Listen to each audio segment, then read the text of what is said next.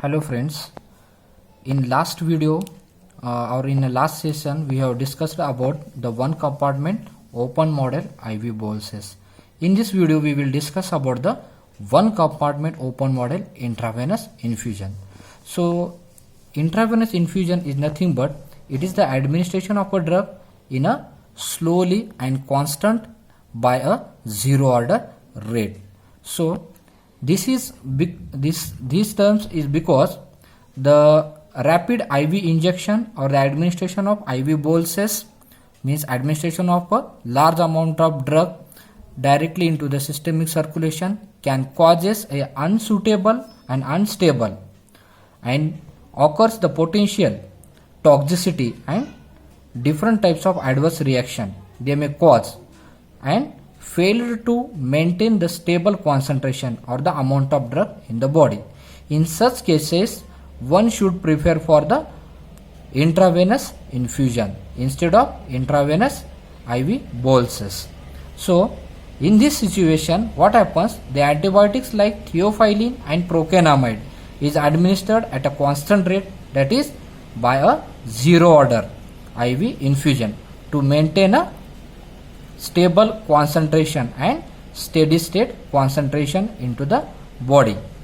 So what are the advantages of such types of IV infusion? So it is easy to control the rate of infusion to fit the patient's needs. Means according to the patient needs, it can control, means one can control the rate of infusion. If a patient is suffering from a deficiency of electrolytes, then we give the IV infusion in the form of glucose or different types of electrolytes, that is DNS, saline is there, or simply the saline solution is there. So another advantage of these types of, that is it prevents the fluctuations in the bloodstream, that is maxima and minima. Maximum in the sense it prevents the drug's toxicity beyond the maximum safe concentration, that is toxic level, and minimum is it prevents from the drug concentration below the subtherapeutic level, that is peaks and valley. So plasma level desired especially when the drug has a narrow therapeutic index. Means when we want to achieve the drug's concentration within the therapeutic window. So we have to follow this intravenous infusion. Okay. So this is the general model or general representation of a administration of a drug by intravenous infusion, zero order. So drug R0, which indicates the release of drug or the administration of drug by zero order infusion rate. Blood and other body tissues enters and then eliminations. So this is the basic model of intravenous infusion. So next is the at any time during the infusion, the rate of change in the amount of drug in the body is given by dx by dt. So this dx by dt is nothing but it is the difference between the zero order rate of a drug infusion, that is R0, and a first order rate elimination constant, that is minus Kex. So the amount of drug present into the body, that is dx by dt, is nothing but it is the difference in between the first order rate elimination constant, that is what we got from the first order rate constant, that is minus Kex elimination rate constant, and the drug infusion rate, that is R0. So this can be given by dx by dt is equal to R0 minus Ke into X, equation number 9.33. So R0 is nothing but it is the infusion rate, zero order infusion rate constant. Okay, dx by dt, it is the rate constant or amount of drugs. Next, integration and rearranging this above equation, then we can get x is equal to R0 by Ke, that is elimination rate constant, into bracket 1 minus exponential to the power minus Ket, that is equation number 9.34.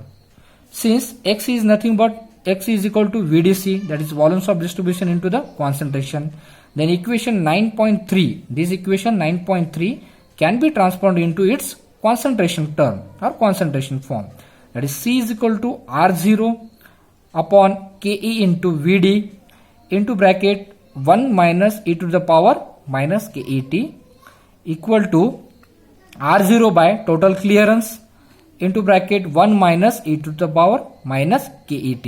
So this is equation number 9.35.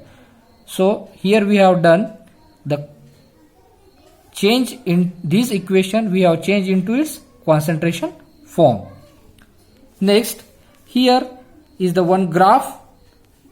It shows that administration of drug by IV infusion rate.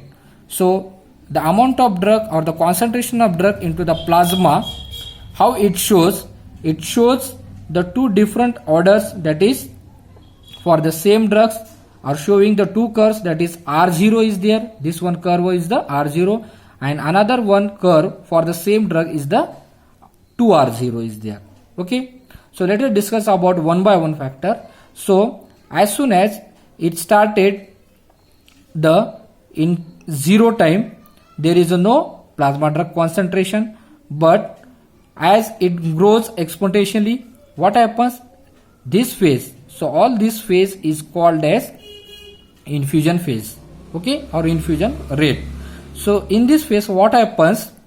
The infusion rate is much greater compared to the elimination rate. This point, after some time, what happens? The drug achieve its steady concentration state or steady state level. This is CSS. At this point or at this level, what happens? The infusion rate is exactly is equal to the elimination rate, and there is no change in the amount of drug concentration. Okay, so this point is called as CSS. So here, whatever the infusion rate is there, it is totally stopped, and there is a start of this elimination phase. Okay, so this elimination phase is start from here. So this phase is also called as post infusion rate, post infusion phase, and in this phase the rate of elimination is more compared to the rate of infusion. Okay, when we plot on a semi-log graph which yields a straight line with the which intercept with the y at a slope, that is minus ke upon 2.303. So at a steady state, that is CSS, the rate of change of amount of drug in the body is 0. Because why? There is a exactly the infusion rate is equal to the elimination rate. Equation number 9.33 becomes 0 is equal to R0 minus ke into XSS. So XSS is nothing but it is the amount of drug at the steady state. So ke into XSS is equal to R0, equation number 9.36. So transferring to the concentration term the above equation and rearranging, CSS is equal to R0 by ke into Vd equal to R0 by total clearance, that is infusion rate. This is R0 infusion rate upon a clearance, equation number 9.37, where XSS and CSS are the amount of drug in the body and concentration of drug in the plasma at a steady state respectively. So the value of Ke can be obtained from the slope of straight line obtained after the semi-log plot of log C versus T, that is concentration versus time. So elimination rate constant, that is Ke, can be calculated as from the data collected during the infusion to a steady state as follows. Substituting the R0 by total clearance equal to CSS from the equation number 9.37 into equation number 9.35, then we get C is equal to, that is concentration is equal to CSS into bracket 1 minus e to the power minus KET. So this is equation number 9.38. So rearrangement of the above equation which yield CSS into bracket CSS minus C upon CSS bracket close equal to e to the power, that is exponential to the power minus KET, equation number 9.39. So transferring into the log form, the equation becomes log CSS minus C upon CSS equal to minus KET upon 2.3 303, equation number 9.40. See, when this graph, that is this elimination phase graph, when we plotted a semilog plot of CSS minus C by CSS versus T, result in a straight line slope, that is minus Ke upon 2.303. So here time versus concentration, that is log CSS minus C upon CSS. This phase is nothing but the phase of, that is post infusion phase, this phase, okay, which intercept with the Y phase. When we plotted the graph, the time to reach the steady state concentration is depends upon the half-life period of the drug and not the infusion rate. Means the time to reach steady state is concentration is depends upon, that is this CSS is totally depends upon the half-life period of the drug and not the infusion rate. If n is the number of half-life passed since the start of infusion, from the equation number 9.3 can be written as C is equal to CSS into bracket 1 minus half to the power n. Here n is nothing but the number of half-life, okay, that is half-life period. Next one is the assessment of pharmacokinetic parameter. The first order elimination rate constant and elimination half-life can be calculated from the semi-log plot of post-infusion, that is concentration time profile data.